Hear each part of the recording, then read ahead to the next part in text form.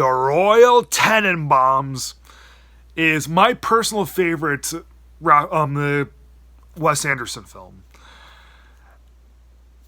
It is also the first real major Wes film that he did in his career. No disrespect to Bottle Rocket or Rushmore, his two previous films from the Royal Tenenbaums. Mighty fine films, but when you look at Bottle Rocket, you couldn't tell that it was Wes Anderson's piece. I mean, sure, it has Owen and Luke Wilson, but you really couldn't tell it was Wes' piece. Rushmore, you could tell that it was that Wes was getting more into his feel as an auteur. But then Royal Tenenbaums comes out and he creates this spectacular world unto his own self. And whenever there's this really prestige-looking world that's created by an auteur such as Anderson, and he successfully is able to suck you right in, that's awesome. But here's what's so good about the film, okay? You have all these different characters. It centers in on the former patriarch of this family of three child prodigies.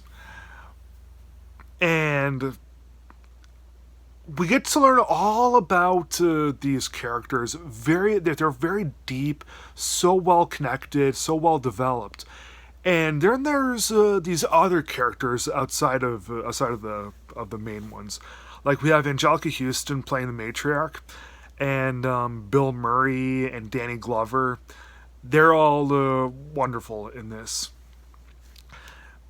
So deals with Royal Tenenbaum, who's played greatly by Gene Hackman. Should have been nominated for an Oscar for this.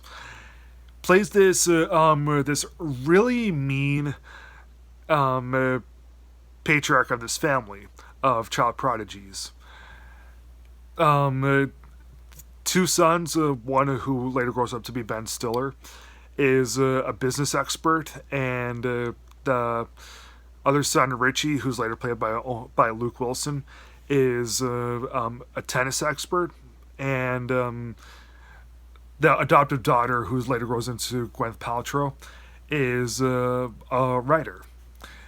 And there's so much betrayal and angst and just all this negativity in their lives, and fate throws them all together again. And Royal really wants to make up for lost time. He wants to be a better father, a better person to really everyone. And yeah, it has a really good premise of a patriarch that's done terrible things to his family, but really wants to make things right. That's really good written on paper. But what really gets to me is that is not just how deep and fleshed out and real each of these characters are, but how this movie can teach you about life in general. I love movies that are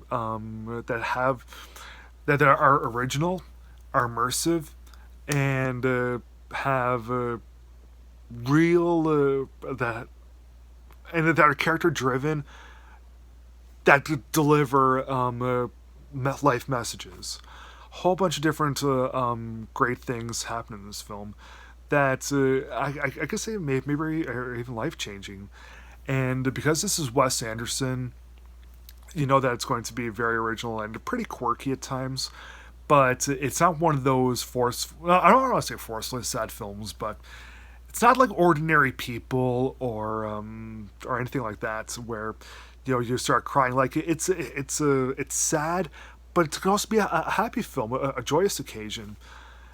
And yeah, throughout the Royal Tenenbaums, start to finish, this movie really hooked my heart. I was feeling great in it. I was feeling so much throughout the film from start to finish. Not quite 2 hours. But, all hour and 50 minutes of this really tugged on my heartstrings. I'm going to give The Royal Tenenbaums from 2001 4 stars out of 4. Everyone, thanks for watching. Be sure to subscribe and like this video.